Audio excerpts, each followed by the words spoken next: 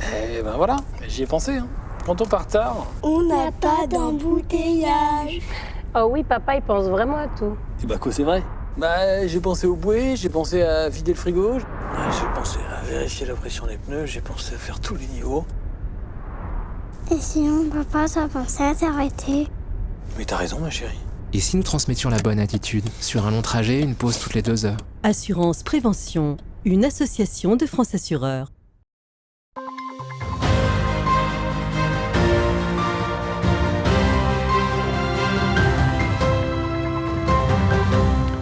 Bonsoir à toutes et à tous, mardi 11 juillet, bienvenue à notre édition du 15 Info, voici les titres.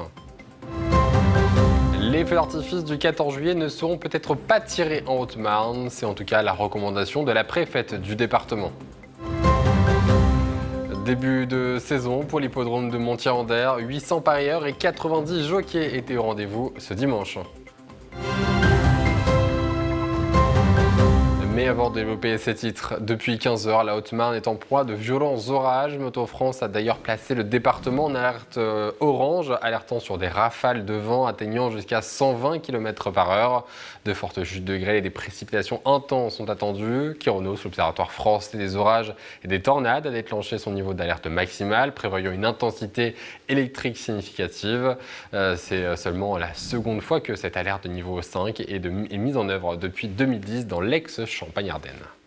Face à la sécheresse, la préfète de la Haute-Marne, Anne Cornet, recommande dans un courrier d'annuler les feux d'artifice du 14 juillet afin d'éviter tout départ de feu. Si certaines villes, à l'image de Bettencourt-la-Ferrée, ont suivi ces préconisations, d'autres comme Saint-Dié ou Heurville-Bienville préfèrent maintenir. Un reportage de Brigitte Mestrazzi et Angélique Boilet. Cette année, il n'y aura pas de feu d'artifice pour célébrer le 14 juillet à Bettencourt-la-Ferrée.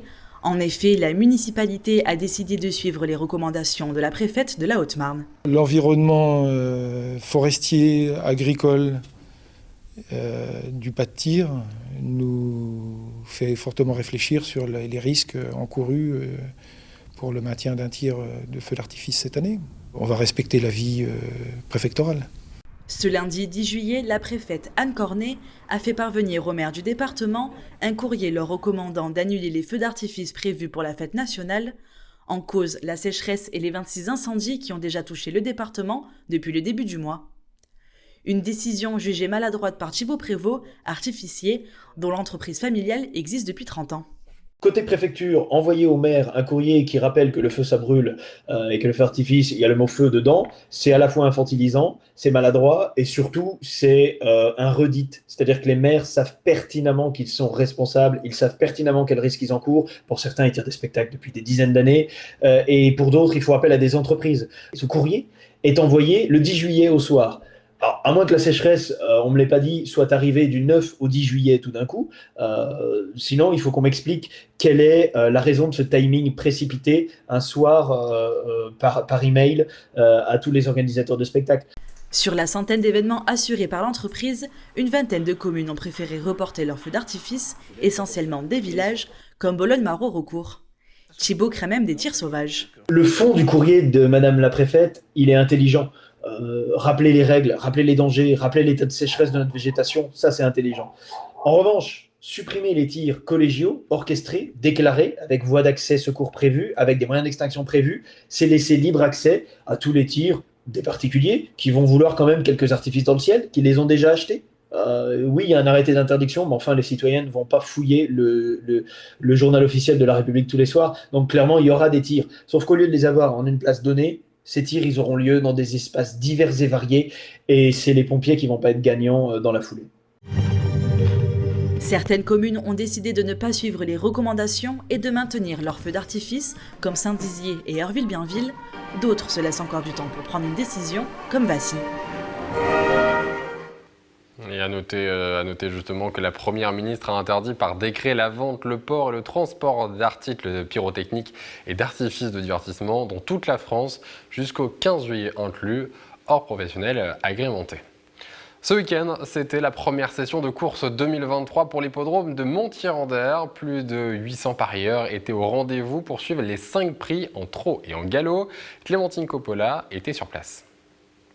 Dans quelques minutes, les quelques 2000 visiteurs vont assister à la première course hippique de la saison à l'hippodrome de la Crouée.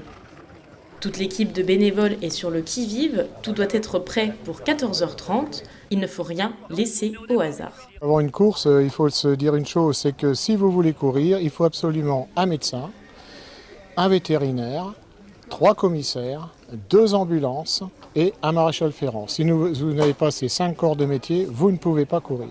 Après avoir présenté leurs chevaux dans le rond de présentation, les 9 premiers galopeurs se préparent sur la ligne de départ pour une course de 1700 mètres. Et c'est parti, les chevaux s'élancent à plus de 60 km/h.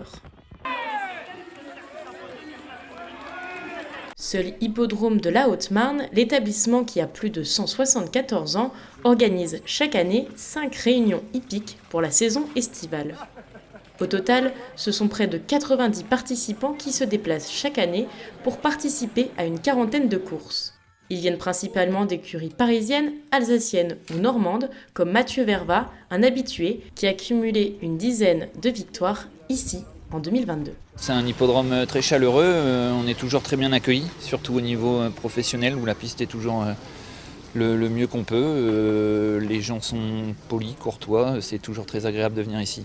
Espacées toutes les demi-heures, les courses s'enchaînent, on passe du galop au trot, et pour cette discipline, les commissaires de course et juges d'allure veillent au grain. Le cheval ne doit en aucun cas galoper, sinon il est disqualifié. Pour le prix Puissance Télévision, les 14 chevaux ont été scrutés durant toute la course.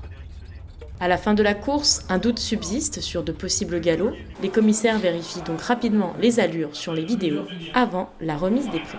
Résultat, 3 chevaux ont été disqualifiés. Pour cette première journée de compétition, l'hippodrome sacre 8 gagnants et cumule plus de 45 000 € de paris. Prochain rendez-vous prévu le 30 juillet prochain.